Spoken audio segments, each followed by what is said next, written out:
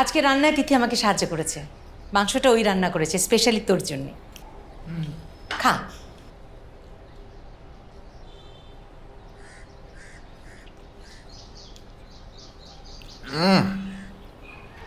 জঘন্য।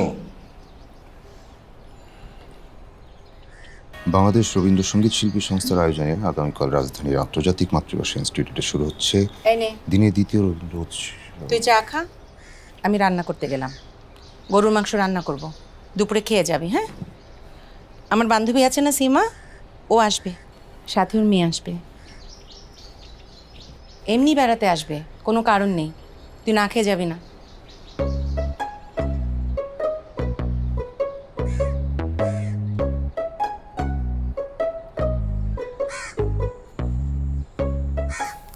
এইবার আমি খালার আসল মতলব বুঝতে পারলাম। গত 3 বছর ধরে এই খালা এই কাজ করে যাচ্ছে। খাওয়া, ঘুম আর খালুকে ডিভোর্স দিতে চাওয়া বাদে খালার জীবনে আর একটা মাত্র কাজ আছে, সেটা হলো আমার বিয়ের জন্য পাত্রী দেখা। খালার ধারণা আমার জীবনে উন্নতি হচ্ছে না কারণ আমি এখনো বিয়ে করছি না, তাই একবার বিয়ে করলেই আমার উন্নতি আর কেউ ঠেকাতে পারবে না। আমার চাকরিতে প্রমোশন হবে, সিগারেটের নেশা চলে যাবে, এমনকি আমার মাঝে মাঝে পেটে যে ব্যথা হয় সেটাও সেরে যাবে। উৎসবে ভালোবাসা ঈদ মানে বাটা।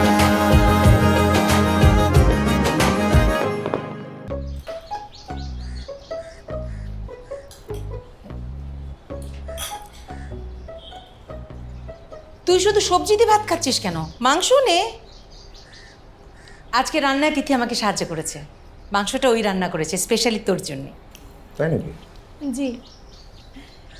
নে না নে, ও খুব ভালো মাংস রান্না করে। দাও দাও দাও, খেয়ে দেখি। দাও। দাও তিথি। হবে হবে।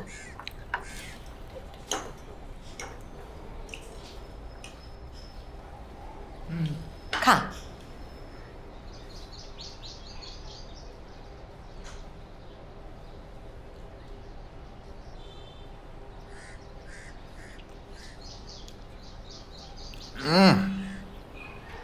জঘন্য। সবজি দাও।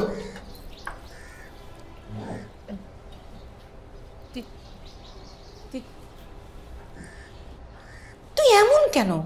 মেয়েটা কিরকম ভাবে মন খারাপ করে চলে গেল?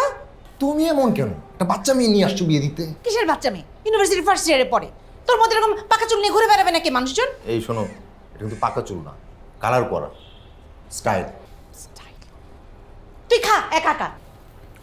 কই যাও?